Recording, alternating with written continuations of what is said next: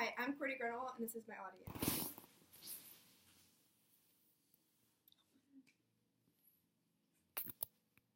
Ah!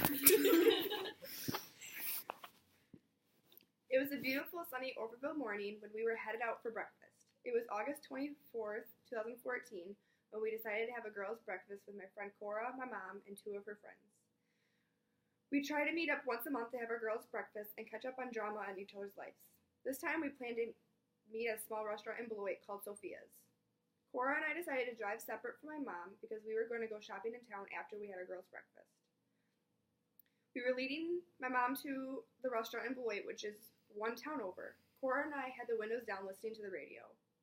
As we pulled into the parking lot and I had gotten out of my car, I heard my mom yelling my name. I walked around to the other side of the building where she was yelling. Many people were standing over by her.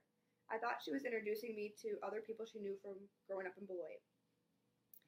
As I got closer to the group of people, I realized they weren't standing in the restaurant's parking lot. They were right next to the road, staring at a blue van and a gray car that looked exactly like my mom's royal blue 2006 Chevy Town and Country van. Then I looked over to my mom. She was holding her forearm. I ran over to her, trying to hold back the tears. My mom had turned into the parking lot and hit an oncoming car that she had not seen coming at her. Then I heard the sirens. I didn't want to believe it. There was this huge rush of adrenaline coming over me. My heart was racing. My hands were shaky. I couldn't process everything that was happening. All I knew was that I needed to be with my mom. When I finally realized what was going on, I became emotionless, becoming completely numb from being in so much shock. The EMTs were taking their sweet time when helping my mom.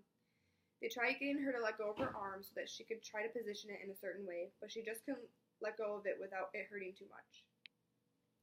They wrapped a small cushion underneath it the best way they could so she'd have something to rest it on. But she told me that it hurt no matter where it was placed. As I got into the passenger seat of the ambulance, I started to tear up, in complete shock, but now my emotions were all over the place.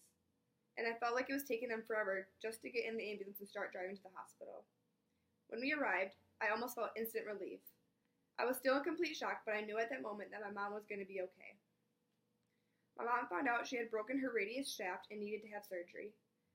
She was on pain medicine overnight, which didn't work for her well at all, and came back the next day to have her procedure done. She ended up with a metal plate and 6 screws to hold it all together. Also ended up with a new 2014 Chevy Black Equinox that was beneficial for me because I got my license 3 months later.